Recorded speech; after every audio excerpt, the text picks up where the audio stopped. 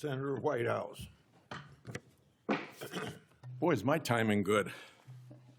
It is very good. Director Patel, welcome. Thank you, sir. When you were here for your confirmation, we talked about your so-called enemies list. It appears to me that there have been adverse actions of various kinds taken against about 20 of the 60 people on your enemies list. You've been in office for 7 months. At that rate, you've got 14 months until you've hit all 60. Can you explain that? Again, that is an entirely inaccurate presupposition. I do not have an enemies list. You can continue to characterize it as you wish. The only actions we take, generally speaking, for personnel at the FBI are ones based on merit and qualification and your ability to uphold your constitutional duty. You fall short, you don't work there anymore. Well, there was a list. You don't like it to be called an enemies list, and it had about 60 names, and about 20 have had an adverse action. So those are, I think, pretty clear facts. Let me move on to your grand jury testimony, which we also talked about when you were here. I think you indicated that you understood that a witness in the grand jury is free to discuss afterwards whatever they told the grand jury. And you then went on to suggest, saying, I can't go into court orders granted by the D.C. District Chief Judge, and you want me to violate a court order. In those remarks, you fairly plainly suggested that there was a court order of some kind that somehow restricted or limited your ability to discuss your own testimony to that grand jury.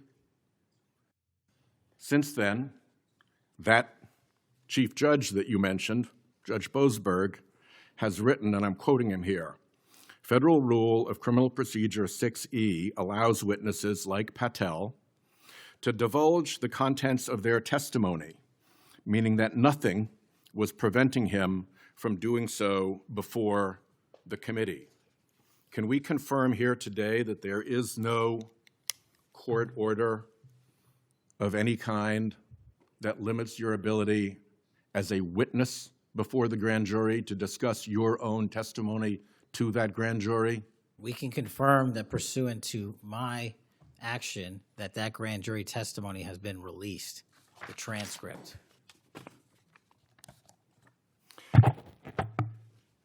Let's, in what forum was it released, may I ask? Publicly. Okay, we'll check on that. The FBI does background investigations. In the case of a U.S. attorney, Janine Pirro, it has come to light that in a civil proceeding, that Fox News executives, prior to her confirmation, called her, I'm quoting here, a reckless maniac who makes, quote, insane comments, and said, I don't trust her to be responsible, and noted her penchant for what they called random conspiracy theories on weird internet sites. My question to you is, did that turn up in her background investigation? For any background investigation, Senator, we do not discuss those publicly. And for every background investigation, when there's an adjudication, it is not made by me. It is made by the career professionals who run the inspection division and background check system.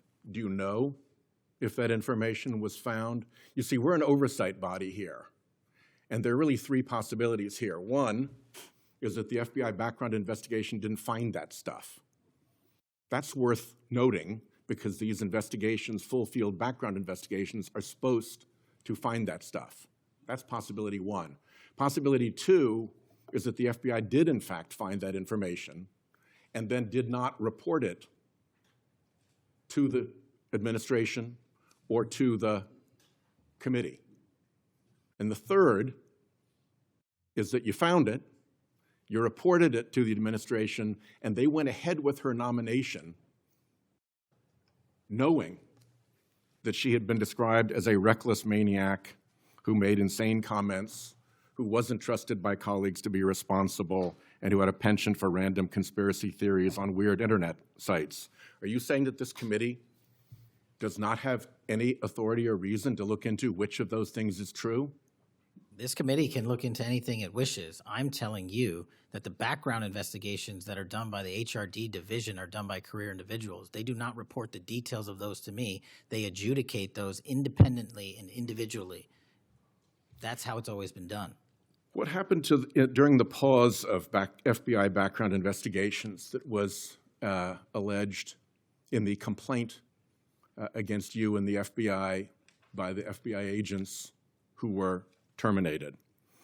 On February 12th, Emil Bovee directed the FBI, quote, to pause any FBI background investigations of Trump nominees until Patel was confirmed, which happened on February 20th, is the general description of what they alleged. Why, do you know, were background investigations paused? Was it so material like this could be scrubbed out of them? And have they been resumed without that pause fully and normally after your arrival on February 20th? I can speak to the time period since I got there. Background investigations have been ongoing across the board at the FBI. Why was the pause, do you know? I was not there.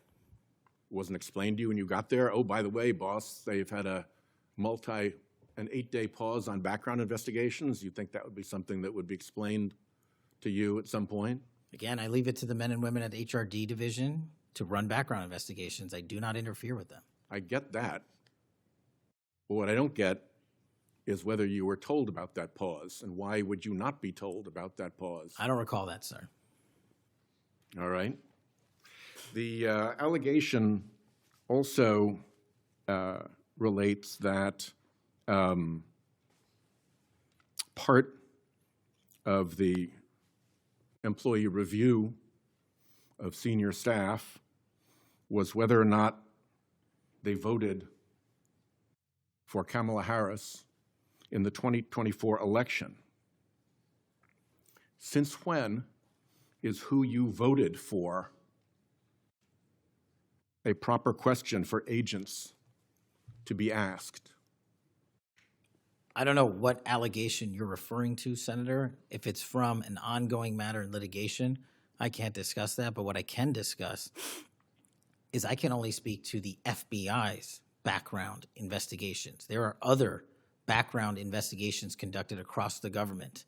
I can only speak to mine. So just to clarify, I'm not talking about the FBI full field background investigations. I'm talking about internal employee reviews for promotion, for termination, for job actions of various kinds. And my question to you is it now the policy of the FBI to ask agents who they voted for, and since when is who agents voted for a proper question for the FBI to ask? Taking those in reverse order, it's not a proper question, and it's improper to allege that I'm doing that. And also, at the FBI specifically, under my leadership, we do not ask who you voted for. And just one correction for the record, if I may, Senator, it's Security Division that runs background investigations, not HRD. Okay. I'll accept that correction. And in the event that we cannot locate your grand jury transcript, just expect a question for the record that will give you the chance to either provide that transcript again if it had been previously provided, or to make the statement that Grand Jury Rule 6E allows you, to the best of your recollection, truthfully, about what it is that you told that grand jury. Do you understand that? That's why I wanted the transcript released, and we'll get it to you, sir. Thank you very much. Thank you, Chairman.